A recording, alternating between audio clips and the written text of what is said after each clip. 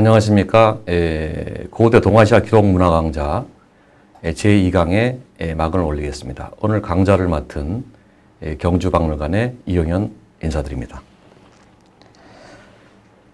본 강좌는 지난주에 시작해서 3개월간의 긴 시리즈가 진행되고 있습니다.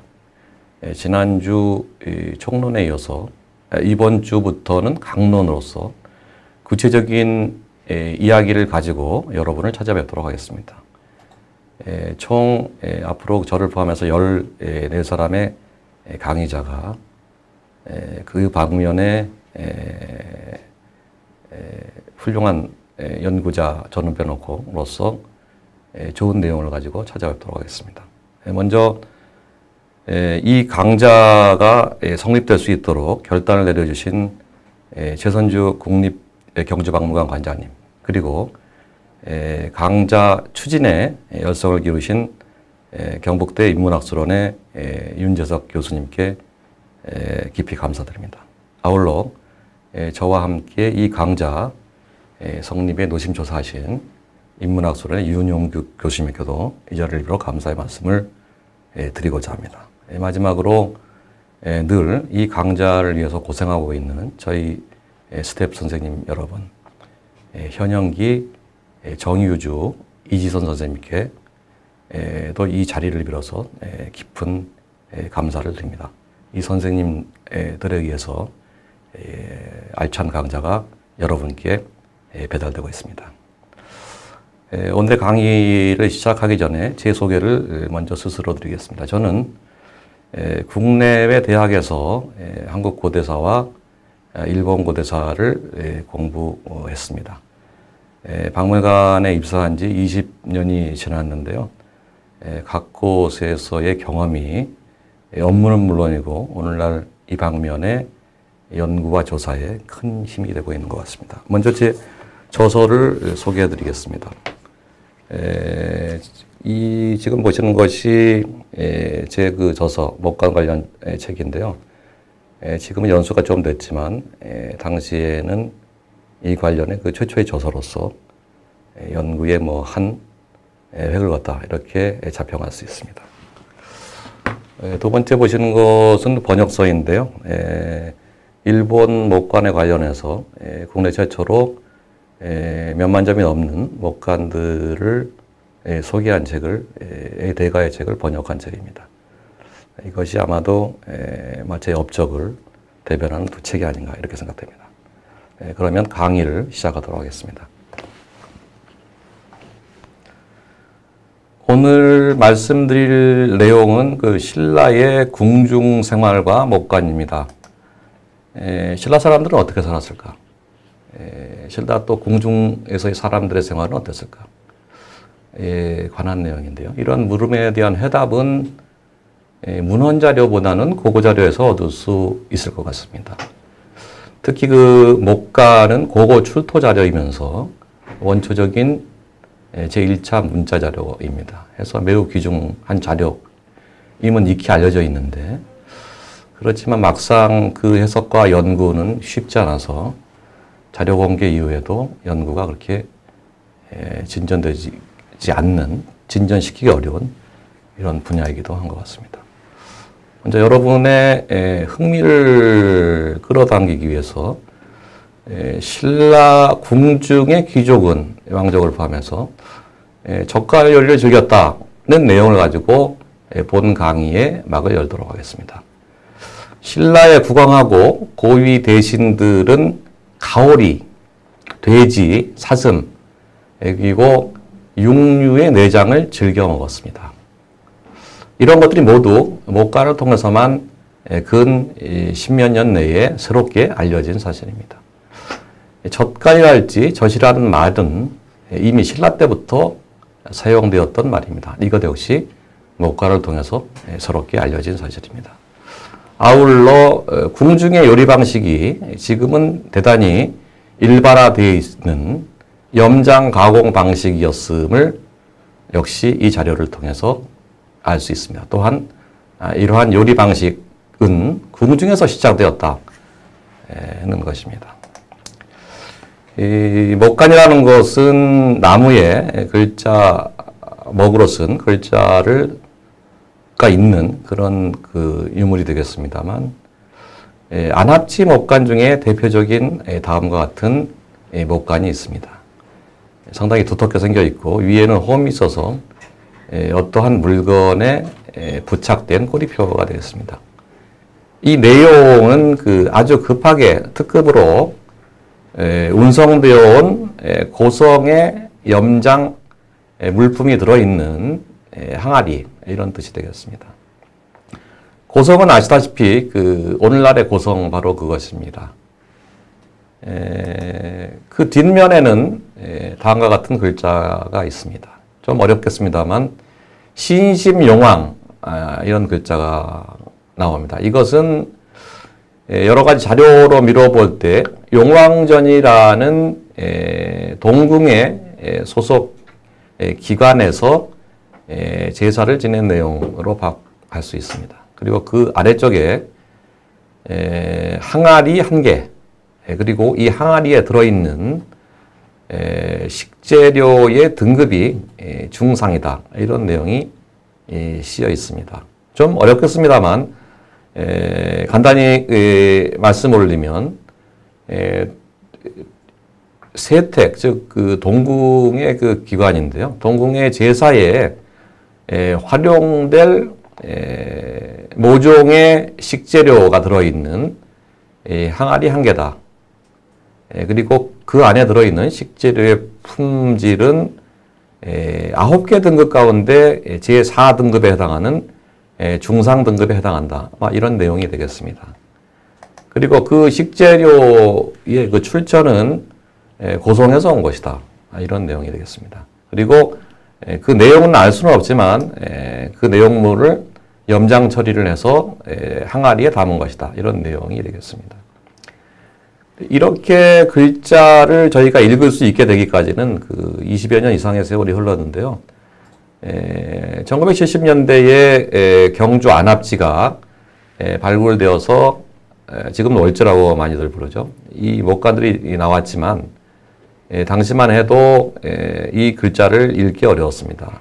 그런데 세월이 많이 흐른 후에 적외선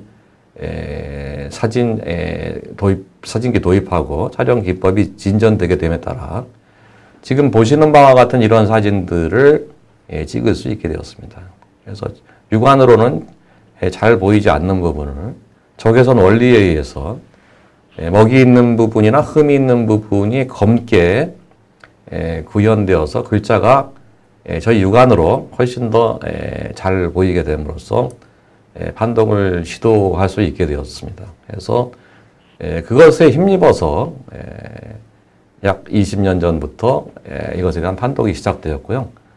보시는 바의 사진은 20년 전에 경주박물관에서 자체 촬영한 양질의 사진이 되겠습니다. 그래서 이 내용은 그 빠르게 급히 속성으로 고성의 염장품이 들어있는 항아리를 보냈는데 그것은 세택의 동궁의 제사용으로 쓰이게 되고 등급으로는 중상이다, 이런 내용으로 요약할 수 있을 것 같습니다. 그 동궁은 그 세자의 거처입니다. 그리고 본궁의 동쪽에 있는 궁인데요. 752년경에 여기에 그 관서들이 구비가 되게 됩니다. 그리고 그 소속 관서 가운데는 어룡성과 세택을 비롯하여 지금 보시는 용왕전에 이르기까지 몇 개의 관리부서가 있습니다. 그 가운데 용왕전은 용왕에게 제사를 지내는 업무를 담당했었던 관서로 보여지는데요. 그 용왕전에서 제사를 지낸 이런 기록들이 보이고 있었는데 지금 이 목간에 의해서 세택은 그 동궁의 관아 혹은 동궁의 일명이기도 한데요. 동궁에서 제사를 지내는 행위도 이 목간에 의해서 알 수 있게 되었습니다. 지금 중상이라는 용어가 나왔다는 것은 반대로 이것을 통해서 보시는 바와 같은 등급이 존재했고 이를 통해서 그 식재료를 품질별로 관리했다. 아마 이런 이야기가 되겠습니다.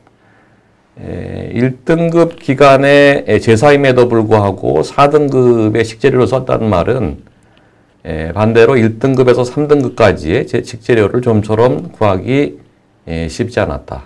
제사에 쓰는 이 중상 등급의 식재료가 나름 고급이었다. 이런 얘기를 간접적으로 해주는 것 같습니다. 신심은 현재까지는 그 풀지 못한 숙제입니다. 좀 전문적이 되겠습니다만, 저희 이 안합지간, 월지간에는 다음과 같은 유물들이 전시되고 있어서 언제든지 보실 수 있는데요. 여기에는 그 신심용왕 이런 글자가 쓰여진 그릇과 본궁신심이라는 그릇이 있습니다. 이것은 본궁이나 용왕전의 제사 용품에 활용되는 그릇이다. 이렇게 해석을 현재로서는 할 수 있는 것 같습니다. 신에 대해서는 현재까지 어느 누구도 권위는 해석을 내리고 있지 못한데요. 보시는 바와 같은 여러 가지 뜻들이 있습니다. 간지의 뜻도 있고요. 근데 정확히 꼬집을 수는 없지만 여러 가지 정황상 아마도 오행에서 나오는 가을, 만물 성숙과 관련된 용어일 가능성이 크다 하는 것이 제 생각입니다. 지금 설문해자라는 중국의 그 사전에 보게 되면은 가을 때에는 만물이 성숙해서 웃는 이런 얘기가 신과 관련해서 나오고 있는데 바로 그런 추수감사와 관련된 추수감사제 때에 물건을 놓고 햇곡식 같은 것이죠. 지냈던 그 항내의 행사에 제사에 사용되었던 각 기관들의 그릇인 것 같습니다. 지금 보시는 것은 역시 저희 박물관 부지에서 출토된 유물로서 지금 종합수장고에 들어오셔서 다리 건너편에 있는 큰 건물인데요. 거기 전시되고 있는 유물인데 대단히 중요한 유물입니다. 이 유물을 통해서 동궁세택이 같은 것이라는 것을 다시 한번 확인할 수 있게 됐습니다. 심자는 그 관머리 같은 것을 생략해서 번자처럼도 쓰이고 있는데요. 지금 보시는 목관을 비롯한 4개의 유물이 모두 같은 패턴으로서 제사 지내는 기구가 앞에 나오거나 뒤에 나와서 제사용의 그릇이다. 제사를 지낸다. 이런 뜻으로 현재로서는 파악하는 것이 가장 정답에 가까운 것이 아닐까 이렇게 생각하고 있습니다. 두 번째는 지금 보이는 등급의 상중하 등급의 중자를 사람 인변을 쓰고 있습니다. 그것에 대해서 잠시 설명을 드리도록 하겠습니다. 신라에서는 지금 보시는 가운데 중자하고 사람 인변이 쓰인 중자를 그 용법을 철저히 구분해서 사용했습니다. 그래서 오늘날에 어디 가운데에 이런 의미로 쓰일 때는 이런 가운데 중자를 사용을 하고 상중하의 등급을 나타낼 때는 반드시 인변을 써서 사용을 하였습니다. 유명한 통일신라의 촐락 문서에 보게 되면 이 가운데에 중하연이 내호 이런 표현이 있는데요. 여기서 보시다시피 등급을 나타낼 때는 인변을 쓰고 어디 가운데라는 뜻에서는 가운데 중자를 사용하고 있습니다. 또 황남동 376번지 지금 그 교촌 마을이 있는 곳에 그 길 건너편에 개인주택이 있는 곳인데요. 거기서 약 20년 전에 목간이 나왔습니다. 황남동 376번지 목간이라고 하는 것인데요. 여기에는 그 근처에 아마 창고가 있었던 모양인데 창고에 식량을 얼마씩 몇 섬씩 담았다는 내용의 목간이 출연했는데요. 그 가운데에는 창고의 이름이 두 개 보이고 있습니다. 하나는 중경과 하경인데요. 창고가 몇 개가 있고 그 창고의 이름을 상중하 이렇게 불렀던 것 같은데 여기서도 역시 등급을 나타낼 때 상중하를 나타낼 때는 사람 인변에 중자를 쓰고 있습니다. 그래서 앞서 보신 바와 같이 등급을 나타내는 용어임을 확인할 수 있다. 이렇게 이해할 수 있을 것 같습니다. 두 번째는 그 젓갈 요리가 되겠습니다. 지금 이 목간에서 고성에서 온 그 젓갈, 이게 젓갈을 나타내는 한자인데요. 좀 어렵습니다. 이런 내용을 쓰고 있는데 여기에 대해서 잠깐 살펴보도록 하겠습니다. 젓갈은 여러분 잘 아시다시피 오늘날 그 새우젓이나 게나 뭐 여러 가지 명란젓이나 이런 것들 갈치젓이나 다종다양한 식재료를 그 소금을 입혀서 염장을 해서 그 만들어 먹죠. 오늘날에는 막 반찬으로 이렇게 많이 사용하고 있습니다만 거슬러 올라가서 그 이 신라 시대 때에는 이것보다 다양한 식재료를 젓으로 담아서 먹었던 것 같습니다. 그래서 목간에 나오는 몇 가지 한자가 있는데 보시는 바와 같은 이런 좀 어려운 한자들입니다.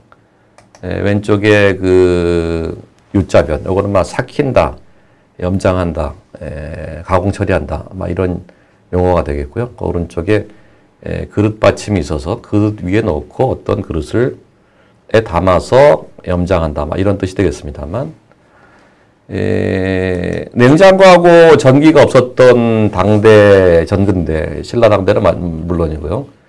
식품의 보존이 필요했었는데 몇 가지 방법이 전통적으로 양의 동서를 막론하고 국리가 되었는데요. 첫 번째는 막 건조시키는 것입니다. 말리는 것. 두 번째는 지금 보시는 것 같이 그 소금을 사용해서 절이는 것이죠. 그 다음에 세 번째는 훈제하는 것입니다. 이렇게 그 불을 떼서 식재료에 한꺼풀 코팅을 해서 연기 코팅을 해서 공기가 통하지 않게 함으로써 부패를 방지해서 오래도록 보존할 수 있는 이런 그 고안이죠. 그다음에 네 번째는 삭히는 것입니다.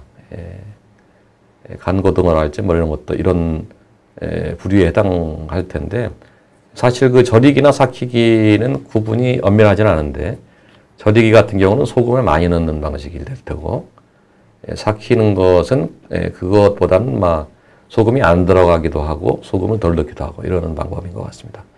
그리고는 흔히 자주 사용할 수 있는 직접적인 것은 얼음을 사용하는 것입니다. 그래서 빙고가 있죠. 그런데 사실 신라의 그 내성, 그 왕실의 관청 중에 하나로서 빙고전이 있습니다. 이 얘기는 신선하게 그 식재료를 보존하고 준비하기 위해서 왕실 기관에서 얼마큼 노력했는가 이런 것을 얘기해 주기도 하는데요. 다만 이 방법 같은 경우는 앞서 네 가지 방법에 비해서는 오랫동안 장기간 그 보존하기는 어려운 단점이 있습니다. 마지막으로는 그 아예 사슴이나 물고기 같은 것을 산채로 사육하는 방법입니다. 그래서 주변에 사육을 하다가 먹고 싶을 때에 잡아서 먹는 신선도를 유지하는 거죠. 이런 방법입니다. 사실 안압지의 연못이나 안압지의 월지의 그 동산들에서는 여러 가지 물고기나 사슴, 돼지, 개 같은 그 뼈들이 나오는데요. 제가 보기에는 아마 그런 용도로서 관상용이기도 하지만 동시에 그 식용으로도 사용되었을 것으로 추정하고 있습니다. 그래서 여러 가지 방법이 있는데 그 가운데 오늘 쟁점이 되는 것은 바로 이런 두 번째 절이는 것, 염장 방법이 되겠습니다. 고성의 뭔가의 음식, 수산물인지 육상 동물인지는 알 수 없지만 그런 것을 염장질을 해서 항아리에 이렇게 담은 것, 그 항아리에 붙여져 있던 레테르, 꼬리표가 되겠습니다. 그런데 특이한 것은 이것이 급송됐다는 거죠. 오늘날의 택배로 얘기하면 특급 우편이 되겠습니다. 이게 당시에는 하루 만에 오기는 힘들었겠습니다만 제일 빠른 방법으로 해서 아마 그 동해안 쪽에 그 릴레이를 통한 배편으로 선편으로 오지 않나 싶은데요. 이렇게 해서 왕실의 음식을 위해서 이렇게 그 상납됐었던 정황을 이 목간을 통해서 알 수 있습니다. 고성군에 대해서 좀 살펴보겠습니다. 고성은 지금 지도에서 보시는 바와 같이 경주에서는 상당히 멉니다. 지금 휴전선이 있고 휴전선에 걸쳐 있는 현재로서는 그 남쪽의 가장 그 북단에 위치한 지역인데요. 금강산이 바로 그 왼쪽에 펼쳐지는 곳이기도 합니다. 박물관도 있고요.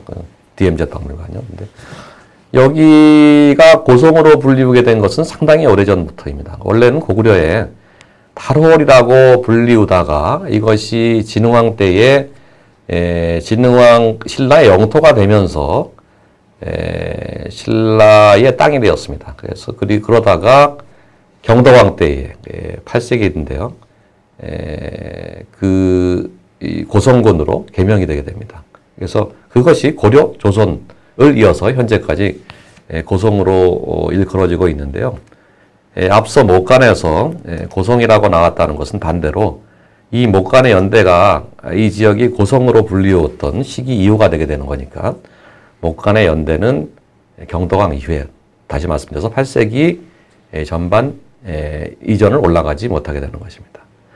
이 무렵에 그 세종실록 지리지에 의하면 이 지역의 특산물로서는 대구, 문어, 연어, 상어, 숭어, 전복 등이 특산물이었다고 합니다. 오늘날에는 이것이 경주 근해인 영일이나 동래 이런 데서도 잡히지만 당시 때는 그런 것이 없습니다. 잠시 그 세종실록 지리지를 살펴보시도록 하겠습니다. 이것은 조선시대 다시 말씀드리면 15세기, 16세기 정도의 그 조선 초에 인문 지리서입니다만 여기에는 각 지역의 특산물이 상세히 명기되어 있습니다. 그래서 당시 경주에서는 말린 대합, 대구, 전복, 모래무지 이런 것이 특산품으로 되어 있고 바다 쪽으로 나가서 영일, 포항이죠 오늘날에 여기서는 역시 그런 것들 이외에 광어나 청어 이런 것들이 더 잡히는 걸로 특산물로서 한양에 공납된 걸로 이렇게 나오고 있습니다. 의외로 그 어종이 다양하진 않죠. 그리고 울산입니다 인근에 여기서 역시 홍어 정도가 더 잡히는 정도로 어린이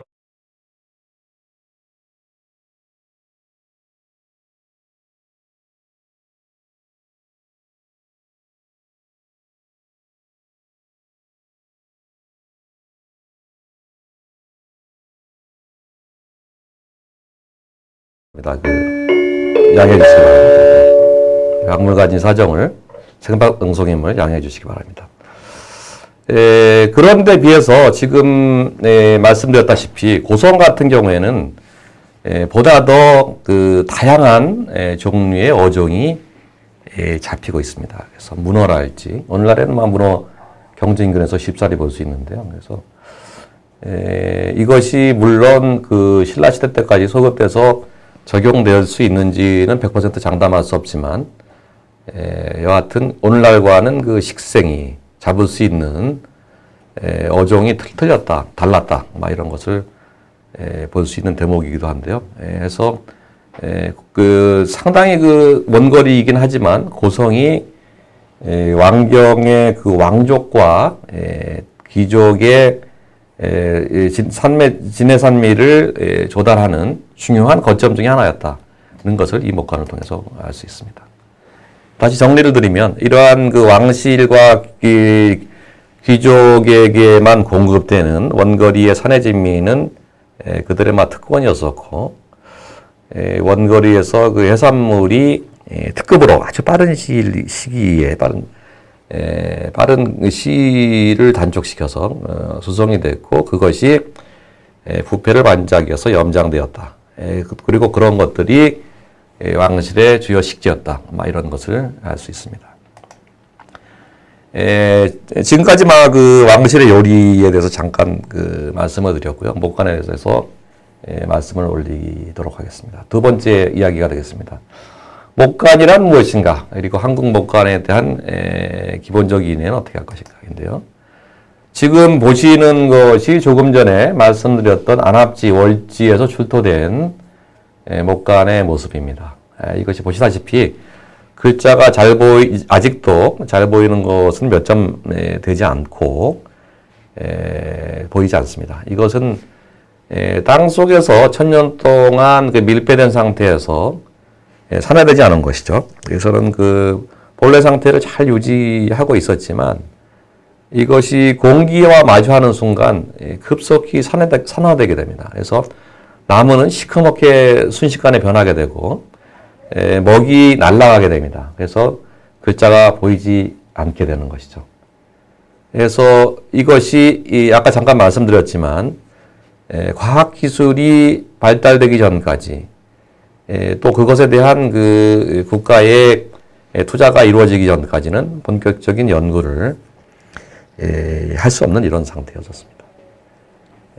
지금 보시는 것들을 목간 이렇게 얘기합니다. 이 목간은 20년 전만 하더라도 목간에 대한 이해도가 일반적으로 없었습니다. 그래서 제가 목간을 한다 이렇게 하게 되면 사람들이 제가 목욕을 하라 이렇게 오해를 하거나 혹은 에피소드가 있는데요. 저희 그 박물관에 근무하시는 미술사 하시는 어떤 선생님이 전화가 왔었습니다. 당신이 목간을 한다고 하는데 내가 아는 분이 목간에 대해서 좀 알고 싶다고 해서 좀 협조를 해달라. 그래서 알겠습니다. 해서 전화를 받아보니까 그분께서 질문한 것은 이런 그 글자가 써져 있는 목간 나무 조각이 아니고 목관이었었습니다. 그래서 당시 때는만 해도 별로 알려지지도 않고 이해도가 적은 상태였었습니다. 그래서 이러한 유물에 대한 그 보존이나 연구는 더더욱 요원했었는데요.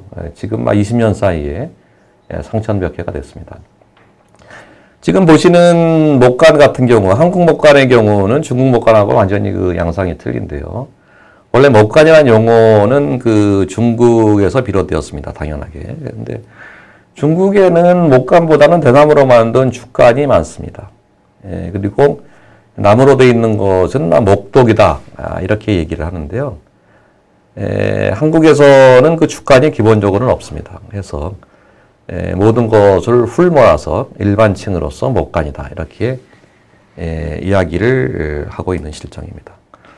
목간이라는 것은 그냥 글자가 쓰여진 나무 조각 이렇게 넓은 의미에서 우리는 지금 사용하고 있는데 조금 전에 말씀드린 그 한국 목간의 특징은 중국 목간하고는 완전히 틀립니다. 중국 목간의 경우에는 먼저 그 죽간이 쓰이다가 한날 때 그 종이가 발견되면서 서사의 자료가 나무에서 종이로 이동하게 됩니다. 그런데 그래서 그 서사할 때에 대나무를 잘게 잘라서 마치 종이처럼 얇게 만들어서 종이 대용으로 종이와 유사한 재질로서 활용을 했었던 것인데요. 한국의 경우는 상황이 틀립니다. 이미 종이가 발견돼서 종이가 활용되고 있던 시기에 한국에서는 목간이 사용되게 됐습니다.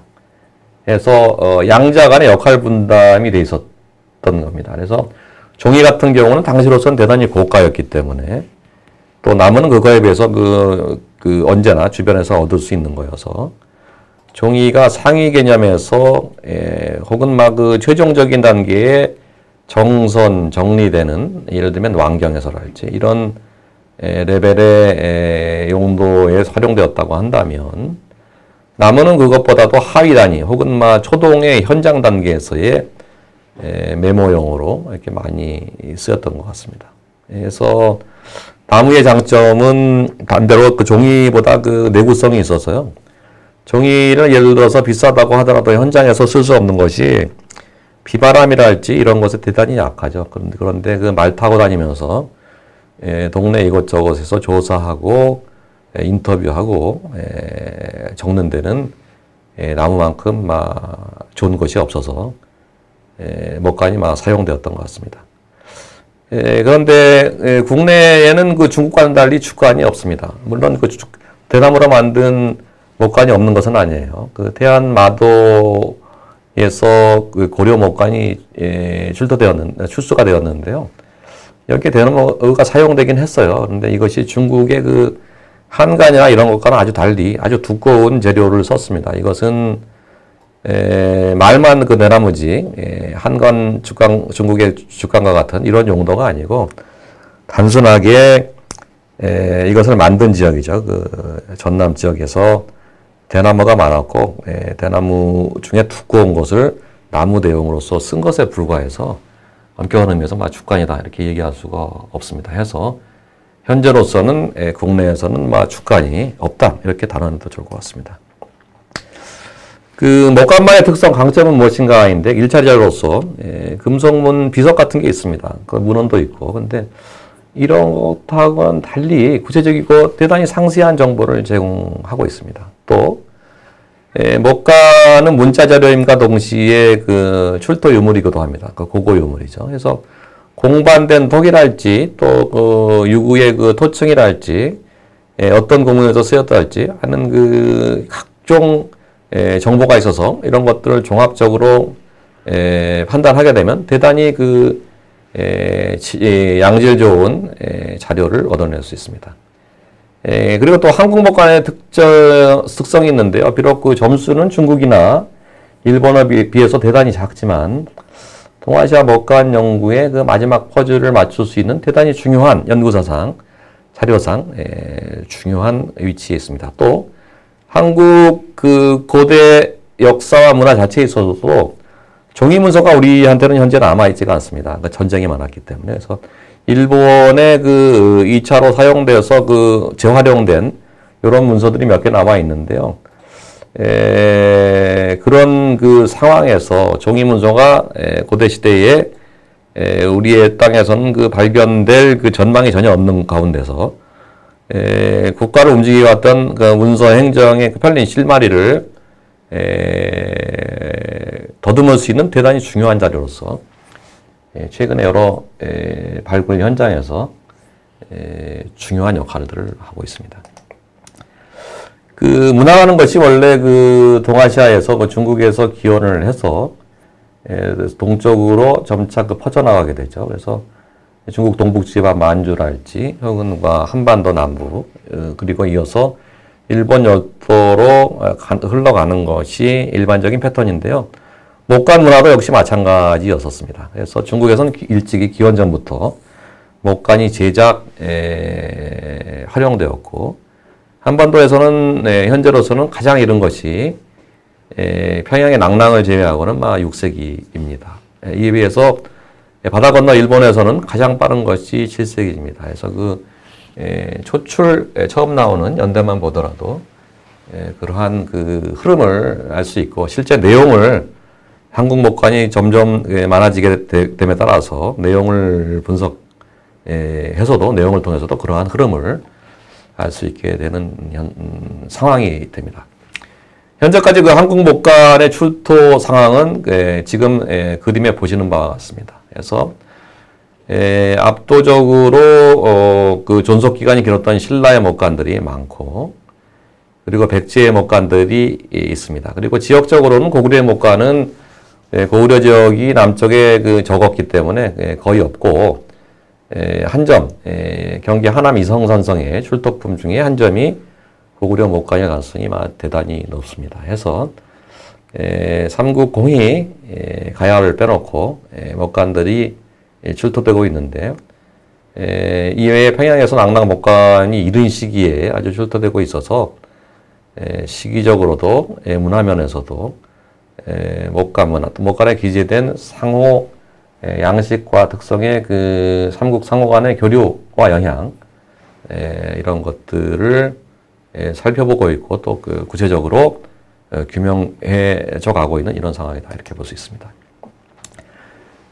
안압지 목간에 대해서 말씀드리겠습니다. 그 가운데서 지금 왕경의 월지, 안압지에서 72년도에 목간이 대거 출토되었는데요. 이 월지 자체가 동궁을 중심으로 혹은 궁중을 중심으로 한 공간이었기 때문에 왕국의 통일신라 시대 왕국의 모습을 알려주는 결정적인 자료다, 이렇게 평가할 수 있습니다. 경주 시내, 신라 왕경은 다음과 같은 지리상에 위치하게 됩니다. 경주 시내가 있고 사방으로 오악이 있는데요. 서쪽에 선도산이 있고 동쪽에 이쪽에 토암산이 있고 남쪽에 남산이 있고 북쪽에 금강산이 위치합니다. 이것이 왕경의 중심이다, 이렇게 볼 수 있는데요. 거기 골짜기로 가서 건천 지역이 있는데 여기까지 신라 육부 중에 하나 일각을 담당했었던 모량부가 있었던 지역으로, 대체적으로 지금 구글 지도에서 보시는 이런 분지 지역, 강을 따라 있는 이 지역들이 사람들이 살고 문명이 영위됐었던 이런 지역이다, 이렇게 볼 수가 있습니다. 좀 세부적으로 경주 시내 왕경의 중심이 되었던 것은 북쪽에 천이 흐르고 남쪽에서도 이렇게 남천이 흐르고 또 서천에 합류돼서 결국엔 포항 쪽으로 흘러가는 이런 지형을 가지고 있는데요. 중심은 바로 이 디귿자로 천이 쌓여져 있는 이 안쪽이었던 것 같습니다. 그래서 이쪽 지역이 월성인데 왕궁이 되겠습니다. 그리고 이 부분이 지금 목간이 나온 월지, 안압지인데요. 월성과 세트가 되어 있었던, 그리고 그 옆에 어딘가에 정확히 비정할 수는 없지만 동궁이 위치되어 있던 통일기 이후에 이런 지역이었었습니다. 그야말로 왕궁의 한 복판이다, 이렇게 평가할 수 있습니다. 이것은 토양적으로는 다음과 같은 분포를 보이고 있어요. 그래서 충적층이랄지 홍적층이 널리 분포를 하고 있고, 특히나 이쪽 지역은 황정사가 있는 지역이죠. 대단히 초기 때부터 조선시대에 이르기까지 범람이 있었던 곳이어서 좀처럼 건물을 짓기 힘들었던 이런 지역이었던 것 같습니다. 근데 월성이 위치하고 바로 위쪽에 통일기 이후에 도시계획을 한 과정에서 정원문화, 백제의 융성한 정원문화를 영향, 또 중국의 영향을 받으면서 국가 왕실의 정원을 만들게 되는데요. 그때에 만들어진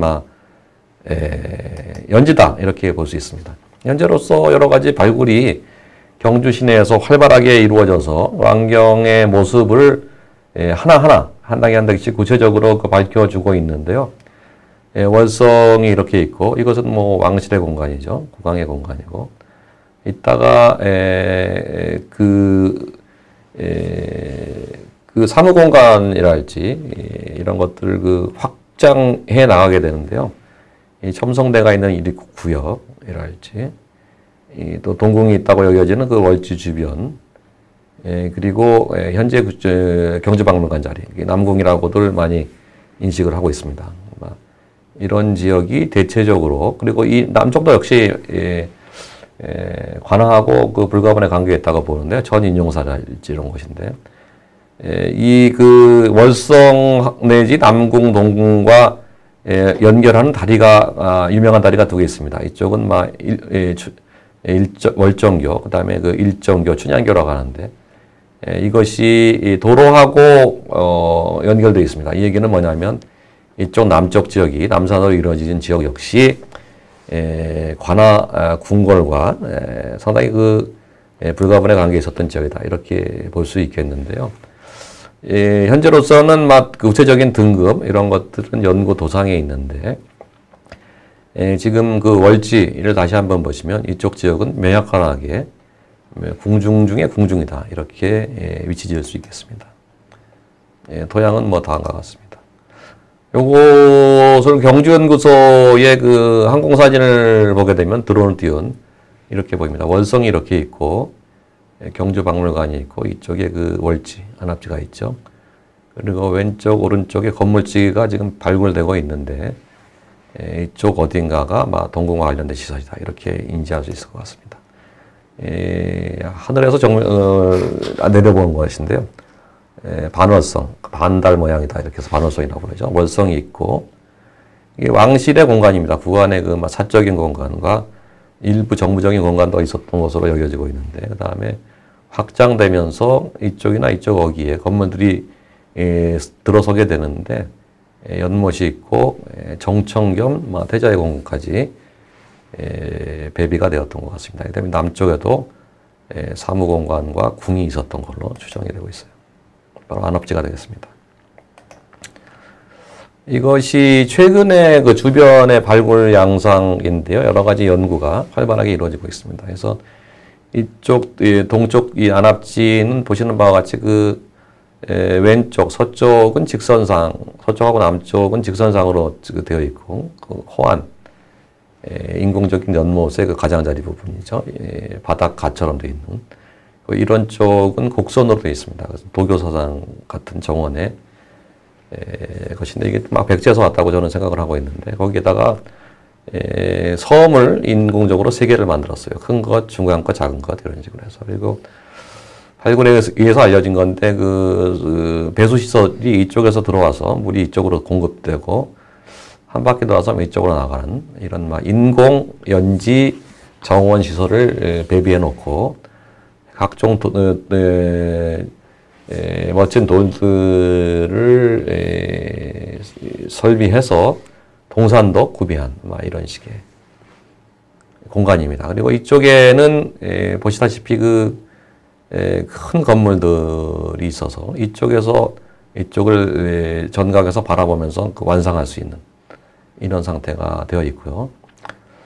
그리고 이 동산 뒤쪽에 이쪽 부분이 되겠습니다만 이 철길이 이렇게 지나가고 여기에 상당히 높은 등급의 건물들이 현재 발굴돼서 알려져 있고 이쪽은 기계로 이렇게 뭡니까 아래쪽을 탐사하는 조사만 돼 있는데 막 지금 실제 막 발굴이 시작된 상황입니다. 그래서 현재로서는 이쪽 지역에 이어서 이쪽 지역에도 막 건물이 있어서 결과적으로는 월지를 둘러싸고 서쪽과 남쪽과 동쪽에 상당한 건물, 먼저는 현재로서는 규명할 수 없지만 이런 건물들이 둘러싸고 있었다. 이런 것이 알려진 상태입니다.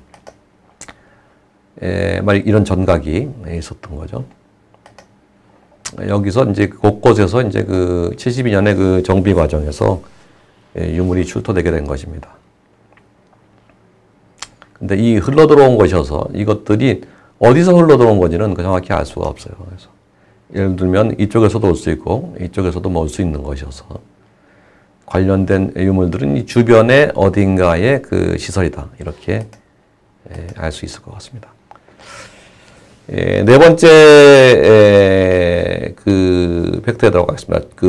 여기에 살았던 어떤 젊은 실무관리의 생활에 대해서 그려보기로 하겠습니다. 그는 자그마한 출세를 꿈꿨던 것 같은데 이것이 당시 관인들의 일반적인 모습이 아니었을까.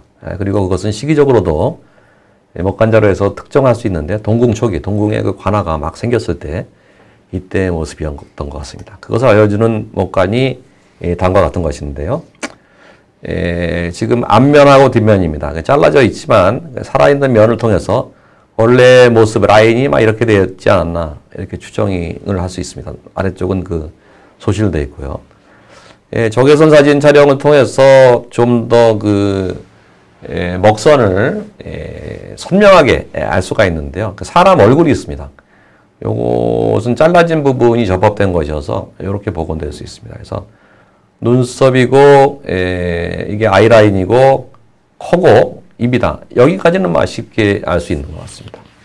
근데 그 위쪽에 이것은 코 같습니다. 코 부분이고 아래쪽에 이것은 잘 몰라요. 제가 단연간 고민해 왔었는데 이 별로 다른 분들 고민하지 않는데 이것을 이렇게 한번 생각해 봤습니다. 얘를 갖다 붙여보면 얘가 처음에는 제가 최근까지는 눈이다 이렇게 생각을 했어요. 그래서 그대로 올려보면 이런 모습이 돼요. 근데 요 정도는 눈으로서 오차범위인데 요것을 눈으로 볼 때는 조금 생경스러울 수도 있습니다. 그래서 한번 귀에다 붙여봤는데요. 귀가 될 수도 있을 것 같아요. 근데 다만 이 경우는 방향이 틀려서 이쪽도 그렇고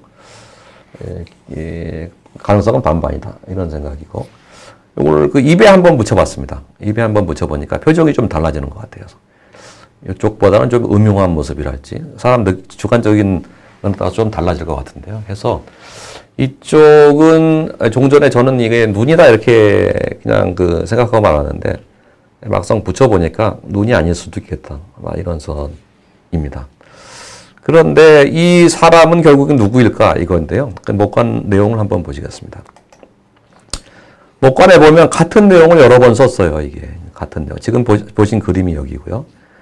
이건 책받침을 쓴 거고 그럴 문자를 쓴 건데 같은 내용을 한사라는 내용을 앞뒷면 해가지고 총 8번 그리고 한사의 두 번째 글자는 4번 이렇게 반복적으로 쓴 것입니다. 이게 연습한 것입니다.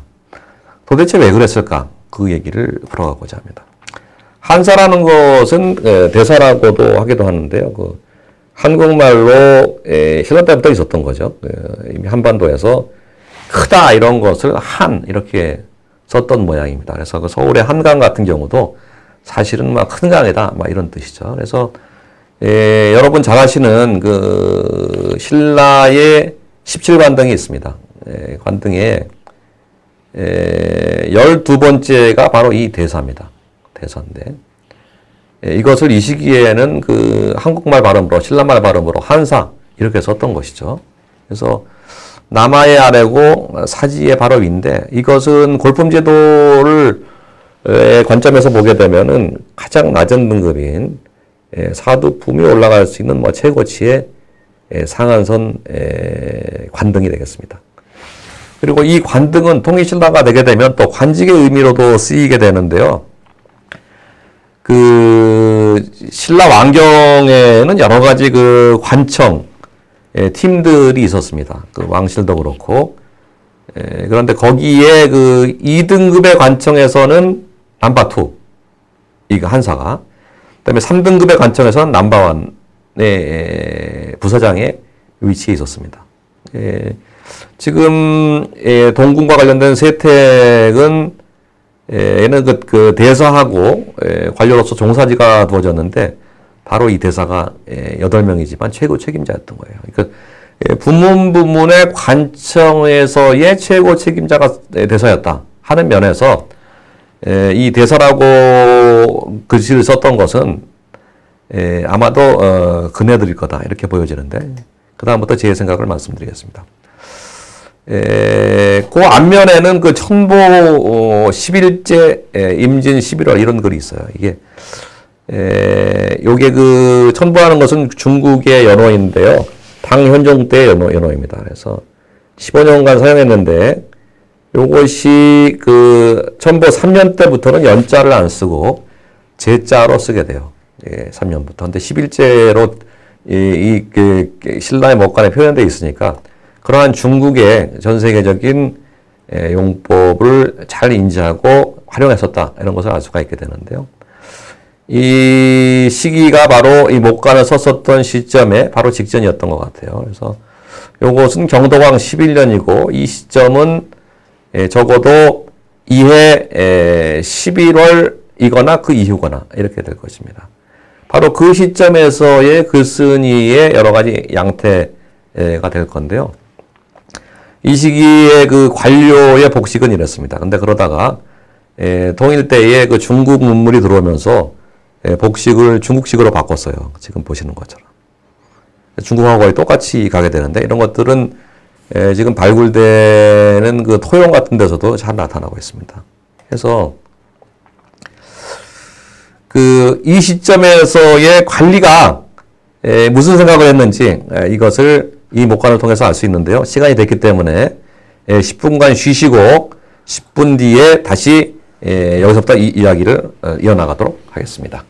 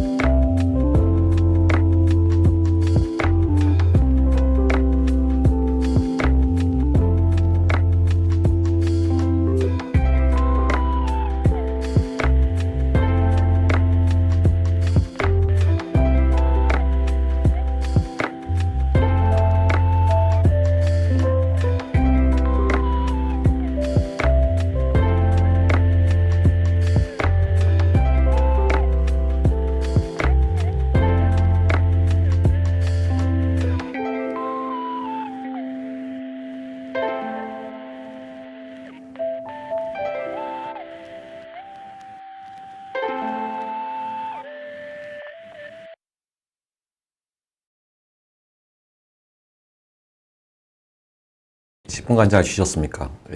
후반전을 시작하겠습니다. 아까 첨보 11년 한사 목간 소개를 하다가 쉬었는데요.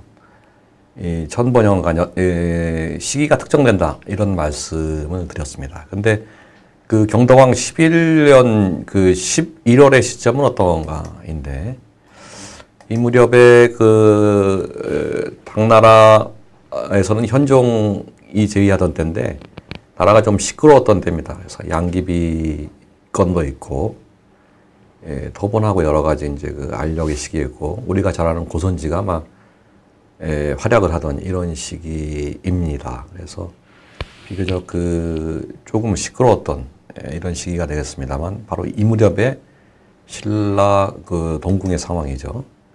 근데 이때의 경동왕 때는 동궁을 불과 10년 전에 수리를 합니다.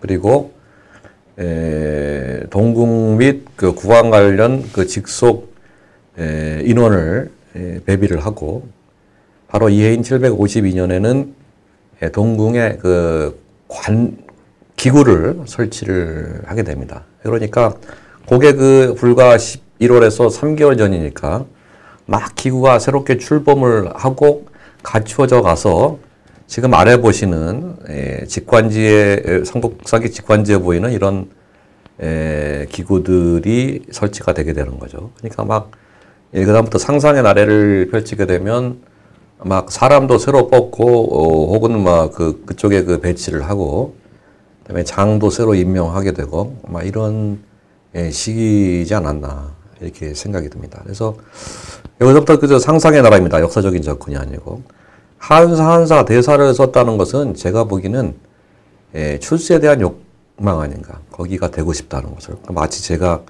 연구사에서 연구관이 되고 싶어 하는 것처럼 막 그것을 쓴 게 아닌가 이런 느낌이 있는데요. 물론 아닐 수도 있습니다. 아니면 뭐 그 사람이 너무 자기를 괴롭혀서 사무쳐서 썼을 수도 있겠습니다만 막 그럴 가능성은 뭐 많지는 않을 거고 해서 그런 것들이 있을 것 같은데 결국에는 이 얘기는 뭐냐면 이 사람이 주인공이 썼던 사람이 한사보다는 한 등급 낮은 사람이 아니었을까. 그래서 아까 잠시 그 관등 보셨습니다만 여기서 보시면은 막 등급으로 따지면 사지랄직 관등으로 그 다음에 3등관으로 보더라도 관직으로 보더라도 사지였던 것 같은데 한 스텝 승진하고자 하는 열망에서 막 그런 거를 썼던 게 아닌가 이런 느낌이 좀 들어요. 그리고 글자를 이렇게 잘 쓰고 그다음에 연대를 잘 알고 있었던 거로 봐서는 늘 문서를 작성하는 행정 실무 중에 실무 사지가 사실 그런 거죠.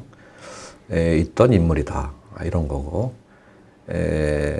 그다음에 좀 젊지 않았을까 막 풍운의 꿈을 갖고 정리한 시기가 아니고 이런 느낌이 듭니다. 해서 상상의 나라입니다만 아마 여기에 나오는 얼굴도 제가 보기에는 본인의 모습이 아닐까 이런 느낌이 좀 있어요.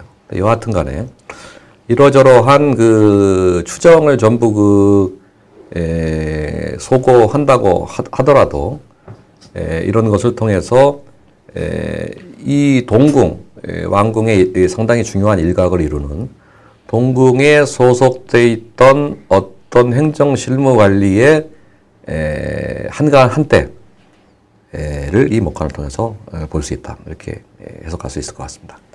다음에는 지나가는 이야기인데요. 판독의 힘이 이 글자를 하나하나 읽는 게 따분한 일이지만 얼만큼 중요한 역할을 하는가 조그만한 이런 것에 대해서 소개해드리고자 합니다. 지금 보시는 유물은 불과 20년 전 이전까지만 하더라도 1972년에 발굴된 이후에 따로따로 보관이 돼 있었어요. 그래서 이게 유물이라는 것이 이제 우리 사람 호적처럼 번호가 매겨지게 되는데 그래서 그것이 주민번호처럼 일생 따라가게 됩니다. 그런데 지금 보시는 목간은 이렇게 네 가지 호적을 가지고 있었습니다. 애당초 이것이 같은 거 개체로 인식이 안 되고 다른 걸로 인식이 됐던 거죠. 그런데 이것을 20년 전에, 저도 관여를 했습니다만, 이것을 적외선 촬영을 국박에서 처음 하고 판독하는 작업을 거쳤어요. 여기 근무하셨던 그 선배분이 주축이 돼서 그리고 관내에서는 저하고 몇 분이 그 다음에 목관학회에서 몇 분, 일본에서 몇 분 이렇게 해서 세 팀으로 나누어서 경쟁시키다시피 해서 이제 목관 판독을 했는데 그때 판독을 해보니까 이것들이 전부 연결되는 거였었어요. 이렇게 해서 이것이 한계체다 하게 됨을 알게 됐죠. 물론 이제 많이 익기는 어려운 지경이었는데 많이 마모가 돼서 이산이 되었던 그 목관들이 비로소 하나의 개체로서 제 모습을 천년 만인가요? 다시 찾은 건 이 자체는 역시 이 과학의 힘, 판독의 힘, 여러 박물관 서원들의 힘이다. 이렇게 볼 수 있습니다. 다음에 다시 본제로 들어가겠습니다. 동궁과 궁궐의 문 이름 역시 목관을 통해서 알 수 있게 됐습니다. 이것은 목관이 아니면 전혀 알 수 없었던 이야기예요. 이런 목관이 이 월지에서 나왔어요. 그래서 앞면하고 뒷면인데 어느 쪽이 앞면인지 어느 쪽이 뒷면인지 현재 알 수 없습니다. 그래서 어떤 궁궐의 문이 이름이 이 앞면에 한쪽 면에 2개가 나오고 그 다음 면에 2개가 나옵니다. 그리고 그 사람 이름이 나와요. 인데 이것은 어떤 거냐면은 어떤 궁궐이 이제 이 월지 주변에 어딘가의 궁궐이겠죠. 그래서 그 궁이 이 목관에서는 적어도 3개로 나옵니다. 그래서 우궁이라는 궁하고 각궁이라는 궁하고 그다음에 그것이 써 있지 않은 거 하니까 기본적으로는 3개의 궁궐이 등장을 하는 거예요. 그런데 이것이 얘하고 얘는 순서가 있는 거죠. 얘가 먼저 있고 얘가 나중에 있고 얘도 마찬가지입니다. 근데 얘가 먼저인지에 따라 가지고 그 조합이 크게 2가지가 나오게 되는 거죠. 그래서 이 결론적으로 말씀드리면 궁궐의 문에 번을 쓰는 겁니다. 문지기 번을 쓰는데 야간에 숙직 같은 거나 대낮에 문 지키는 거나 이런 쪽인데 이것을 다니면서 이 목관을 가진 사람이 숙직 제대로 서고 있나 이런 거를 체크를 하는 거예요. 그래서 이게 조합이 여러 가지가 있을 수 있는데 예를 들어서 이게 먼저면 뭔가의 궁의 북문이니까 이쪽이 되겠죠. 그다음에 각궁의 서문이니까 여기가 되겠죠. 그래서 여기에서 일로 가게 된 겁니다. 그다음에 동문하고 계의문인데 계의문은 오행사상에서 서울에 숭인지문 이런 것들 뜻이 남쪽의 의자를 집어넣습니다. 그래서 이게 남문이 되는 건데, 그래서 뭔가의 궁에 이게 서로 다른 궁이라면 이렇게 되겠죠. 동문에 있다가 서문으로. 그 다음에 이게 같은 궁이라면, 어딥니까? 동문에서 남문으로. 이게 안에서 이동했을 수도 있고, 궁 밖으로 이동했을 수도 있고. 그래서 여러 가지 경우의 수가 나옵니다. 그래서 이 조합이 여러 가지인데 이게 정답이 현재 없어요. 현재 없어서는 이 글자만 가지고는 풀 수 없습니다. 물론 여러 가지 추정을 하는 분들도 계시는데 상당히 무리가 현재로서는 있습니다. 그래서 지금 상정할 수 있는 것이 이런 그림이거나 이런 글은 크게 나눌 수가 있는데 여기까지밖에는 현재로서는 할 수가 없습니다. 근데 여기서 우리가 볼 수 있는 거는 이 의자가 나오는 걸로 봐서 인의의 지신 이런 게 이제 오행사상이지 않습니까? 그래서 오행사상이 동일사회에서 들어와서 중국과 마찬가지로 적용되고 있었다. 이런 사실 하나 하고 지금 이 글자입니다. 이 글자는 타이핑해도 나오지가 않습니다. 받침변의 지키 숫자인데 이거는 크게 2가지 뜻이 가능해요. 하나는 어디 가 이거거나 아니면 지키다 이런 거거나 둘 중에 하나인데 이런 중국에는 없는 글자를 신라 사람들이 자체적으로 만들어서 썼던 겁니다. 그래서 이런 사실들을 여기를 통해서 알 수가 있어요. 그래서 궁극적으로는 이 궁이 현재에 어디에 위치하는가 이런 것을 확정하는 것이 종착역이겠습니다만 현재로서는 이 발굴이 전부 이루어지지 않은 상태여서 여기까지 이루어지고 다 이루어지고 이쪽까지도 이루어져야 됩니다. 그래서 이게 이루어진 다음에 종합적으로 발굴 양상과 건물의 양태를 보고서 최종 단계 때의 궁을 비정할 수 있다는 겁니다. 그런데 이것과 관련해서 삼국사기 지리지의 왕실 관련 사물을 보는 기관 중에 번감이라는 데가 있어요. 근데 이것은 무슨 역할을 했는지는 알 수 없지만 이 글자로 봐가지고는 궁궐 내 번을 쓰는 기구였던 것 같습니다. 그래서 아마 이렇게 이 자료를 체크하고 중간에서 모처 제대로 쓰는지 조는지 감시하고 이런 사람은 역시 그 번감의 종사자였을 거다. 이렇게 추정을 할 수 있습니다. 예나 지금이나 보초 때 그 조는 사람들이 있었던 거죠. 다음에는 그 주생활과 관련되는 것입니다. 궁궐에서 여러 가지 의식주가 있는데 앞서 의생활을 하고 건물의 양태에 대해서 잠깐 소개해 드렸는데 이제는 그 소프트웨어가 되는 그 깔개 돗자리하고 식생활에 쓰이는 숟가락하고 이거에 관련된 자료들이 있습니다. 지금 보시는 목간인데요. 이 목간에 보면 이 낭석이라는 것이 길이가 열척이다 이렇게 나와요. 그래서 이것을 줄자마 당척으로 당시에 사용했을 당척으로 환산하게 되면 3m가 나옵니다. 그래서 지금 현재 깔개는 유사자료가 유기물질이 남아있지 않아서 일본의 사례 같은 거를 미뤄보게 되면 이러한 그 깔개를 폭은 이미 정해져 있는 거고 길이 단위로 나누게 되는데 3m짜리가 하나 있었구나. 그 다음에 그것이 이 목간에 달려 있었구나 하는 것을 알 수가 있고요. 그 다음에는 한글이 좀 섞여 있어요. 그래서 이게 세차라는 게 가는 것, 막 이런 것 같습니다. 가는 숟가락이 3개. 그 다음에 법창. 원래 규정 크기의 일반적인 숟가락이 7개. 이런 얘기가 나와요. 그래서 숟가락 10건하고 이 그 깔개 한 건이 이 목간에 붙어 있던 겁니다. 그래서 아마도 이것은 국내의 동궁을 비롯해서 어딘가에서 이 물품이 필요해서 관련 부서에 그 요청을 하고 그 물품을 지급받을 때 그 물품에 함께 붙여서 있었던 꼬리표다. 이렇게 해석을 할 수 있는데요. 깔개는 현재 남아있지 않지만 숟갈 같은 경우는 그 월지에서 출토된 것들이 있어요. 그래서 아마도 이렇게 길쭉하게 생긴 게 아마 세차 숟가락일 가능성이 높고 그렇지 않고 이렇게 동그랗게 생긴 게 일반적인 거였지 않았겠느냐. 반대는 그 이야기하기가 어려우니까 이렇게 볼 수 있습니다. 이것은 상당히 중요한 게 이런 것들을 당시 사람들이 어떻게 불렀는지 알 수 있는 중요한 자료가 되겠습니다.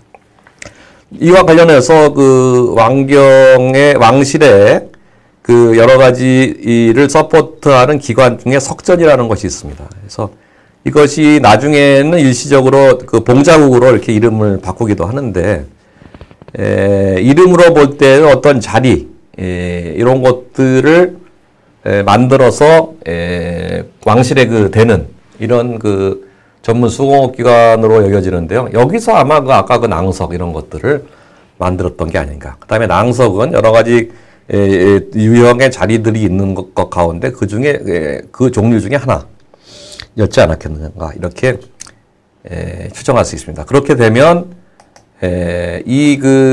어딥니까? 그 낭석은 이 석전에서 만들어서 된 걸로 이렇게 해석을 할 수가 있겠습니다. 그 다음에 숟갈은 어떠냐 하면은 숟가락은 어디서 만들었을까인데 그 기관 중에 천유전이라는 기관이 있어요. 근데 이것이 아마도 금속으로 된 그 밥그릇이나 이런 그 수저 젓가락 같은 것을 만들었지 않았겠는가 이렇게 저는 추정을 하고 있는데요. 이렇게 되면 이 목간은 다시 말씀드려서 각 기관에 동궁을 비롯한 왕실에서 필요한 물품, 깔개와 금속으로 된 그 것들을 요청을 하고, 그 다음에 그것이 물품이 배달될 때에 적어도 두 기관이죠. 두 기관을 거쳐서 물건이 수합돼서 그 물건이 배달될 때 함께 붙어 있었던 레테르다 해서 마지막 이 동궁 어딘가의 부서에 도착했을 때 이것을 보고 물품이 제대로 배달됐는지 수량 체크를 하겠죠. 하는데 쓰였던 레테르다 이렇게 해석을 할 수가 있습니다. 그리고 동시에 어떤 메커니즘을 통해서 물건이 궁실에 조달됐는가를 알 수 있는 비록 작지만 상당히 중요한 자료다. 이렇게 설명을 드릴 수 있을 것 같습니다. 다음에는 그 가오리에 대해서 말씀드리겠습니다. 지금 요런 작은 꼬리표 목간이 있는데요. 그것이 앞쪽에는 병원연 4월 이런 그 연대 일시가 쓰여져 있고 뒷면에는 가화어 조상 3 이렇게 되어 있는데 요 가화어는 가오리를 당시에 이렇게 표현을 했어요. 그다음에 조사는 젓갈 할 때 젖을 우리말로 그렇게 표현을 한 것입니다. 그래서 여기에는 가오리 젓갈 그 항아리일 가능성이 높은데 한 항아리가 있고 그것이 언제 만들어진 거다 하는 그 레테르인 것 같습니다. 이 목간은 상당히 국어학상에서도 상당히 그 획을 갖는 목간이었었는데요. 원래 이 가화어 이렇게 한자로 읽죠. 근데 이것을 화자를 훈으로 읽게 되면 불이 되게 됩니다. 그래서 가불이 되는 거고 가불이가 되게 됩니다. 그런데 경상도에서는 가오리를 현재도 그 방언으로 가불이 이렇게 얘기를 하고 있어요. 그리고 15세기 때 국어가 큰 변천을 겪게 되는데 보시는 바와 같이 이런 그 음가가 있습니다. 비읍에다가 이응이 들어있는 이런 음가가. 그래서 이것이 오늘날까지의 변화를 추적해 보면 가불이었다가 이것이 비읍 이응의 아래합니까? 이렇게 변했다가 그것이 비읍음이 탈락을 해서 오늘날에는 가오리가 된 이런 양태를 아주 잘 보여주는 이런 용어다인데요. 또 하나는 그 음하고 훈하고 동시에 섞어서 우리말을 표현한 이런 실례가 되겠습니다. 그런데 놀랍게도 이러한 가어란 용어는 신라 당대에만 쓰인 것이 아니고 조선 전기까지 쓰이고 있었어요. 그래서 세종실록 지리지에 보게 되면은 그 특산 생선 가운데 가어가 등장을 하고 있습니다. 연원이 높은 거죠. 그래서 이것은 제가 추적해 왔었는데 원래 고구려에서 쓰이다가 그 물명 이름이 신라로 넘어오고 그것이 신라가 통일을 하면서 고려 조선을 거쳐서 오늘날의 그 표준어가 되는 이런 역정을 더듬었던 것 같은데요. 세상은 변해도 나라는 변해도 사람들의 생활이나 이런 것들은 물명이나 산 이름이나 이런 것들은 막 그대로 계속되는 것을 이 단어를 통해서도 알 수 있는 것 같습니다. 또 하나는 조사가 왜 젓갈이냐 젖이냐 하는 것인데요. 조의 그 초성 중성을 따서 조로 하고 사의 그 초성을 따서 시옷 받침을 해서 젖을 이렇게 표현한 겁니다. 이것은 여러분 잘 아시는 향가에서 자주 나오는 용법인데요. 이것이 젓갈이라는 것을 알 수 있는 것은 이 조사에 나오는 그 순서에 이런 그 한자어가 나오고 있어요. 그 젓갈이라는 용어가. 그래서 하나 보도록 하겠습니다. 이게 같은 패턴인데요. 조금 전에 보신 가와어, 가오리가 나오는데 여기서는 조사가 나오는 자리에 이렇게 그 뭡니까? 한자를 썼습니다. 그래서 한자를 쓰기도 하고 이렇게 한국말을 신라말을 쓰기도 하고 이런 병행하는 그 상황이었다. 이걸 통해서 이것이 젖이라는 것을 알 수 있고 이 그 육장 그다음에 그 염장에 대한 용어를 당시에도 오늘날과 마찬가지로 젓갈이라고 불렀구나 신라에서 이런 것을 알게 해주는 대단히 중요한 국어 자료가 되겠습니다.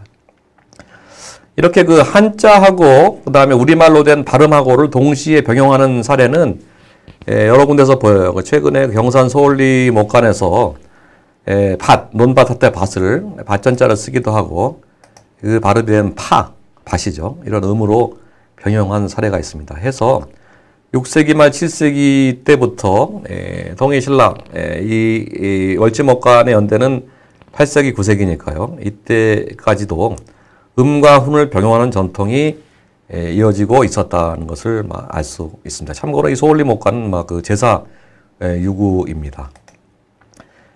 그리고 이러한 그 가오리 같은 그 물고기랄지 음식 이런 것들은 어떤 관청과 관련되는가 할 경우에 아마 그 육전이 아니었을까 여겨집니다. 그 왕실의 기관 중에 그 일시 상선국이라고 불리기도 했던 육전이 있는데 상선이라는 그 용어로 볼 때에 왕실의 요리를 그 전담하는 기구였던 것 같습니다. 그래서 여기서 요리는 물론 그 식재료까지 전부 그 수배 공급하는 이런 역할을 했었다 이렇게 볼 수가 있고 그렇게 되면 아까 보신 가오리랄지 고성에서의 식재료랄지 이런 것들은 육고기는 물론이거니와 그 해산물까지도 전부 이쪽에서 총괄했다.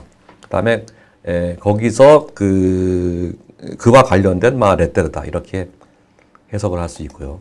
또 하나는 동궁 조금 전에 보신 것은 국왕과 관련된 그 기관이고 동궁에 그 포전이라는 기관이 있습니다. 그런데 여기에서 무슨 일을 했을까인데 그 글자 내용으로 볼 때 이 포가 주방이라는 뜻이기 때문에 아마도 그 삼국사기를 보게 되면 월지에서 그 국가적인 그 잔치, 그다음에 행사 이런 걸 많이 벌였는데요. 그때의 그 호텔식 뷔페랄지 이런 것처럼 뭐 요리가 반드시 동반될 수밖에 없었는데 그 요리 전담 기구였던 것 같습니다. 그래서 아마도 이것을 그 식재료를 가지고 그 뭡니까 그 주방에 그 배비해 놓고 1급 요리사들이 국가에 요리를 했던 곳 이것이 바로 그 포전이다 이렇게 볼 수가 있습니다. 요컨대 월지에 임해전과 같은 전각이 있고 그 주변에 어딘가에 막 호텔 주방이죠. 막 이런 것이 있었다. 이런 모습을 알 수가 있을 것 같습니다. 다음에 10번째 이야기는 당시에도 역시 오늘날과 마찬가지고 건강이 최고였습니다. 그래서 의학 생활을 했어요. 근데 다만 오늘날과 틀린 것은 오늘날은 이 건강보험만 있으면 모든 사람이 의학 처방에 수혜를 공히 누릴 수 있지만 당시에는 그러지 못했습니다. 이 시기에는 지배자, 그 가운데서도 왕실만의 특권이었던 것 같습니다. 그것을 알려주는 목관입니다. 지금 목관은 이 면이 그 세면으로 돼 있어요. 그런데 한쪽 삼각형으로 돼 있죠. 단면을 보게 되면. 근데 한쪽은 안 보입니다. 나머지 두 면에 글자가 있는데 이건 육안으로 볼래야 볼 수가 없어요. 그런데 이렇게 적외선 차단을 해서 아주 힘겹게 읽어보니까 이런 그 약재들의 이름하고 그 분량이 나왔어요. 그래서 한량이랄지 이런 것들은 되게 작은 겁니다. 그래서 오늘날 한약방 가보신 분들은 아시겠지만 스푼 하나 정도의 분량 같은 것들이에요. 그런데 이 약재들은 뭐 이미 동양사회에서는 뭐 여기저기 흔히 알려진 건데 제가 한 몇 년 동안 이걸 그 찾으려고 애를 써봤습니다. 이 조합이 이런 약재들의 조합이 어떤 증세에 맞는 것인가 그 찾아봤는데 이 맞는 게 전혀 없습니다. 지금까지 알려진 뭐 동양의 뭐 근세의 뭐 여러 가지 그 의서들을 봐도 이게 없어요. 그래서 결론은 조금 뒤에 말씀드리겠습니다. 여하튼 약재에 대한 것인데 이런 것들이 있습니다. 근데 이 중에 나오는 것들 청명옥향 같은 경우는 그 어디에 쓰이는 거냐 하면은 붓기를 가라앉히는 데 써요. 그래서 위가 아프달지 뭐. 그래서 한 군데만 쓰이는 게 아니고 이 그 한의서를 보게 되면은 여러 가지 그 약재들이 그 분량, 양, 그다음에 그 조합상 이런 거에 따라 가지고 그 용도가 무궁무진합니다. 그래서 그것 중에 하나인 거죠. 그래서 이렇게 생긴 겁니다. 그다음에 치자라고도 하는데요. 이런 잎입니다. 이것도 역시 약재예요. 이거 한 스푼을 넣은 거죠. 이것도 역시 그 심장이나 그다음에 폐나 막 이런 데 좋은 겁니다. 그다음에 한 가지만 더 보겠습니다. 여러분 약방의 감초 이런 얘기 들어보셨죠? 그래서 감초는 주 역할이 그 자체의 효능보다는 여러 가지 약재를 섞어서 쓸 때에 다른 약재들의 기능을 배가하는 데 쓰여요. 그래서 거기서 나온 거죠. 약방의 감초다 이렇게 해서 반드시 들어가야 되는 메인의 역할은 하지는 않지만 전체 조직을 위해서 상당히 그 필수 불가결의 역할을 하는 이런 그 약재입니다. 역시 여기서도 그것이 있고요.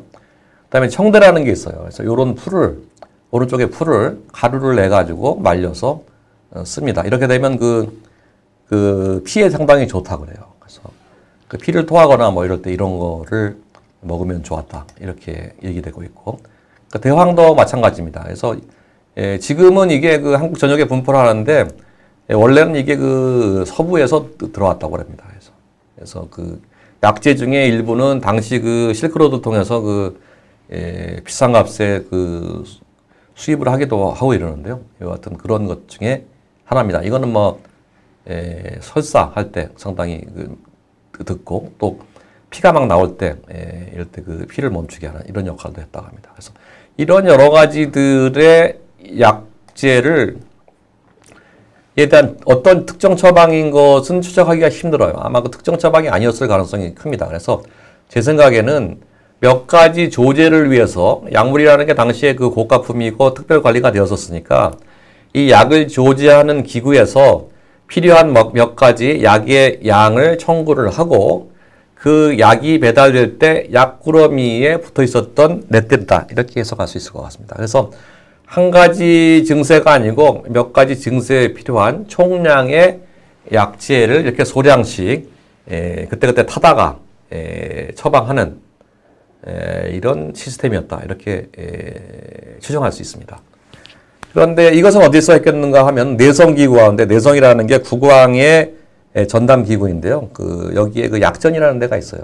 이게 일시에 그 보명사라는 이름으로 고쳐진 걸로 봐서 국왕의 그 명을 보존케 하는 그 약을 지어주는 이런 관청이니까 이게 뭡니까? 이거는 국왕 전용인 겁니다. 그 약은 국왕만을 위해서 한 거예요. 그다음에 국왕에 딸려 있었던 태자나 왕실들, 그다음에 아마도 한 걸음 더 나가면 국왕한테 잘 보였던 막 고위 귀족들, 아플 때 국왕이 좀 내려줬겠죠. 막 그런 아주 협소한 범주 내에서 활용되었었다. 이런 걸 알 수가 있고요. 그 다음에 또 의사가 있습니다. 그래서 의사가 봉공 의사가 있는데 이것은 그 봉공이라는 용어로 볼 때에 국왕만을 위한 겁니다. 역시. 그래서 의약 그 관계는 국왕만을 위해서 존재했었고 이 보이는 약재는 바로 그와 관련된 거다. 이렇게 이해할 수 있겠습니다. 다음에 그 악교라는 그 내용이 들어있는 목간도 나와요. 악교라는 건 오늘날 접착제로 많이 쓰이는데 지금 이게 그 악교는 여러분 아실지 모르겠습니다. 소가죽으로 만드는 거예요. 그런데 이게 그 접착제로도 쓰이지만 이게 약재로도 쓰입니다. 그리고 또 다양하게 건축재로도 쓰입니다. 그 건축할 때에 칠을 하고 칠한 거에 이걸 바르게 되면 그 칠이 떨어지가 않아요. 코팅하는 것과 같죠. 페인트처럼. 그래서 여러 용도로 쓰였을 텐데 그런 것들이 같이 나오고 있습니다. 궁중생활에 그 걸맞는 이런 물품이죠. 해서 결론적으로는 건강이 최고할 때 이 건강은 임금의 건강을 얘기하는 것이었습니다. 그 다음에 태자와 동궁입니다. 11번째 얘기는. 동궁의 주인은 태자였었습니다. 그런데 신라 내내에 태자가 늘 있었던 것이 아니에요. 그 다음에 정쟁이 적고 이래가지고 그래서 어떨 때는 막 그 동궁이 그 명목만의 동궁이고 실제 태자는 있지 않고 그래서 실제로는 그 정무의 공간으로 활용될 때가 많았었습니다. 그 서부 궁중으로서.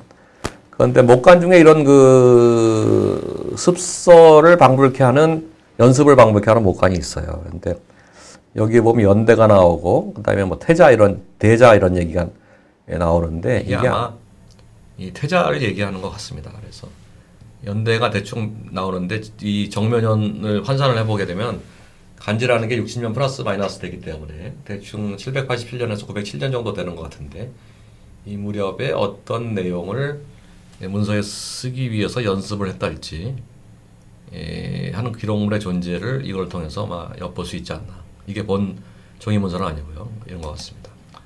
그다음에 동국에는 아까 말씀드린 것 이외에 다양한 식재료가 있었어요. 그래서 신라판 대장금이다 이렇게 얘기 드릴 수 있는데요. 이런 목간이 있어요. 그래서 이건 뭐냐면 언제 초하루에 초하루 3일에 그냥 이건 13일이 아니고 3일이다 이런 얘기죠. 만든 뭔지는 알 수는 없지만 젓갈이다. 그것이 담긴 항아리 그리고 이 목간은 거기에 붙어 있다. 뭐 이런 내용이 되겠습니다. 뒷면 어떻게 되냐면 남쪽 항아리에서 퍼올린 그 즙이다. 즙이라는 게 그 물이 섞인 거니까 여러 가지로 상상할 수 있는데 장 같은 것도 됐죠. 간장이나 뭐 이런 것들, 된장이나 이런 것들, 액체들. 근데 이런 것이 서말이었다 하니까 상당히 그 용량이 많은 편이죠. 13마리니까. 그래서 항아리가 아마 이것이 담겨져 있었던 항아리는 지금 발굴되는 항아리 가운데서 상당히 그 대용량의 항아리였었을 것입니다. 근데 여기서 주의 깊게 제가 보는 거는 날짜가 있다는 거예요. 근데 음식물을 관리할 때 우리가 뭡니까? 상하니까 언제 만들었다는 거. 오늘날 우리가 상품사도 상미기간이 있지 않습니까? 제조연월일. 마찬가지로 당시에도 이 내용물, 항아리 안에 내용물이 뭐며, 그 다음에 언제 만든 거며, 그 다음에 그게 어디서 가져온 거며, 수량이 얼마인지, 이런 것이 상당히 중요한 체크 포인트였던 것 같습니다. 예나 오늘이나 사람 사는 방식은 크게 틀리지 않았던 것 같아요. 그 다음에 두 번째는 전복이 있습니다. 그래서 아래쪽에 글자를 못 읽긴 하지만, 생포 이게 전복인데요. 이게 전복입니다. 근데 이런 생포라는 단어 역시 아까 그 가월이하고 마찬가지로 세종실록 지리지 단기에서도 똑같은 용어가 쓰입니다. 놀랍죠? 계속 이어져서 그 단어는 사용되게 되는 거예요. 근데 요런 걸 요컨대 이 왕실이 즐겨 먹었던 거죠. 근데 전복 중에는 그 제주 전복이 예나 지금이나 되게 유명해요. 근데 관련해서 일본 평성경에서 왕궁에서 발견된 목간이 있어요. 근데 거기서는 제주도 전복, 탐라 전복이 되게 중시됐습니다. 그래서 탐라 전복을 탐라에서 직접 가져왔던지 아니면 탐라에서 유명한 어종의 전복을 잡아다가 멀리 왕실에까지 이렇게 바쳤었습니다. 그래서 전복이라는 것은 일본이나 한국이나 모두 그 왕실에서 즐겨 먹었던 고급 음식이었다. 예나 지금이나 이런 것을 알 수 있습니다. 다음 동궁포전의 모습이 되겠습니다. 동궁포전의 모습은 여러 가지 정황을 몇 가지 정황으로 미뤄보건데 질비한 식재료 항아리가 쭉 나열되어 있었던 것 같아요.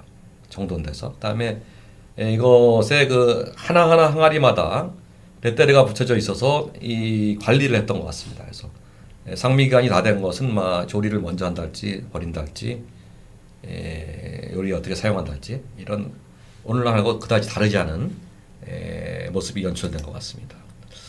그 예를 볼 수 있는 게 다음 목관인데요. 지금 목관은 세 면의 글자가 네 면으로 되어 있는데 한 면에는 글자가 없고 세 면의 글자가 있습니다. 그래서 이 목관을 보게 되면 돼지물 이런 게 나와요. 근데 이게 뭔지 모릅니다. 그래서 돼지 국물이어서 아마 육수를 얘기하는 것 같은데 돼지 고기를 어떻게 끓여서 할지 해서 만들어낸 요리에서 중요한 게 육수 아닙니까? 그래서 그것만 넣은 거라기보다는 그걸 베이스로 해서 여러 가지 육수물을 만들었던 것 같은데 그것만 따로 관리하는 항아리가 있었던 것 같습니다. 근데 그 항아리가 이런 얘기가 나와요. 첫 번째 줄의 항아리다. 그 다음에 1.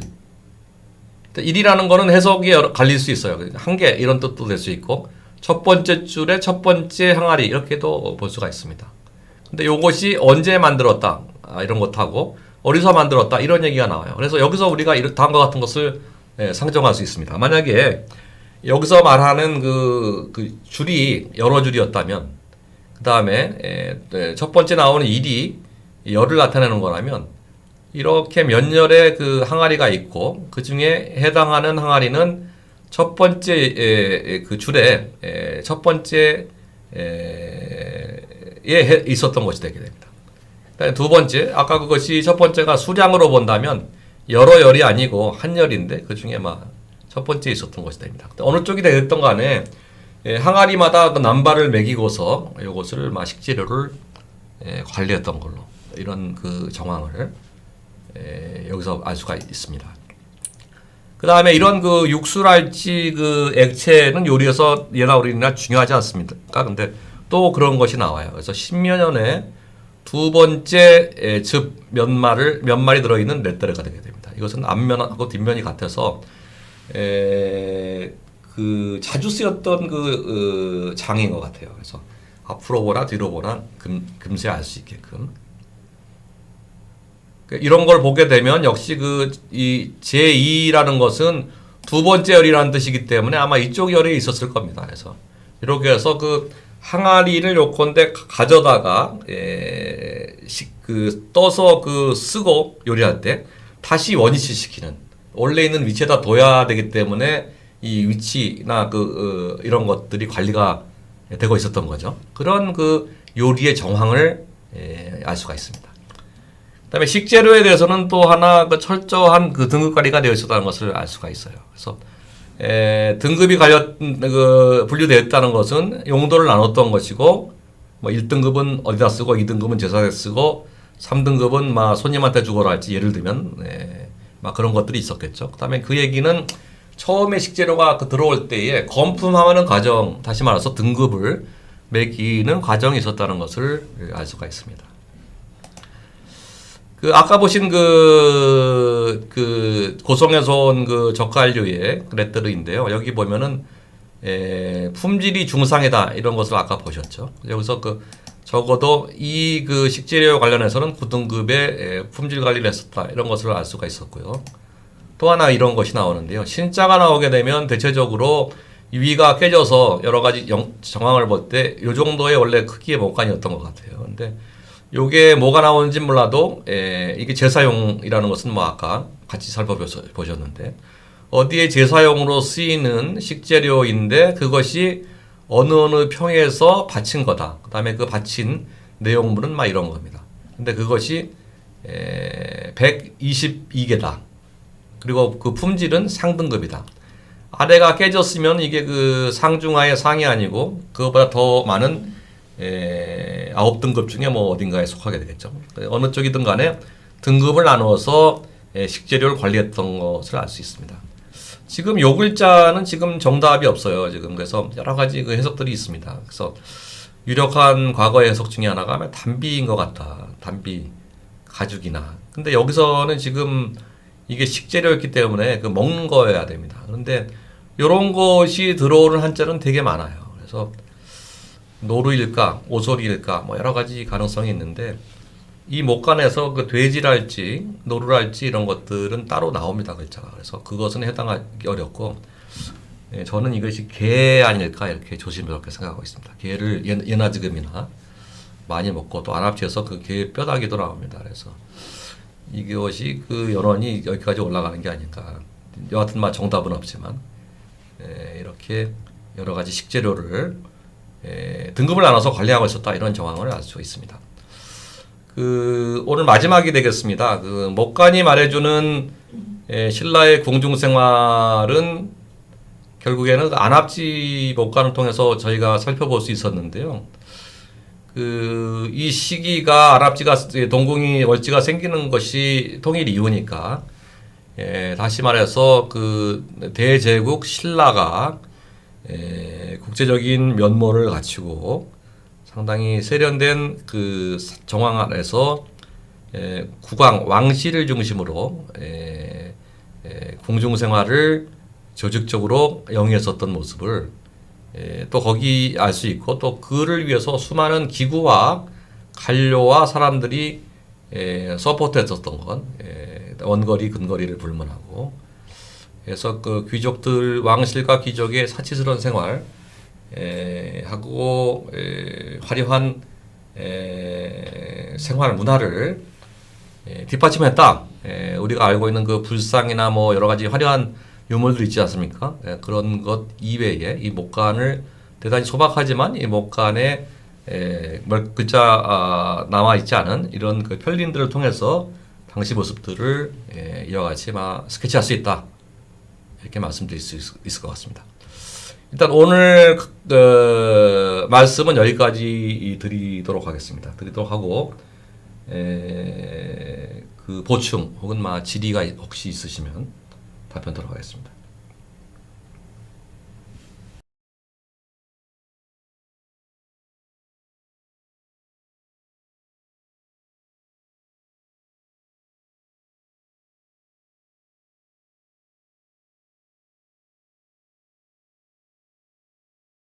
현재까지는 질문은 없는 것 같습니다. 없는 게 좀 내용이 당장 이해하시기는 좀 없으실 것 같습니다. 지금 다시 보기도 가능하기 때문에 두어 번 보시면 조금 더 제 설명 부족했던 것들이 이해될 수 있지 않나, 좀 이해를 더 하실 수 있지 않을까 이렇게 생각은 됩니다.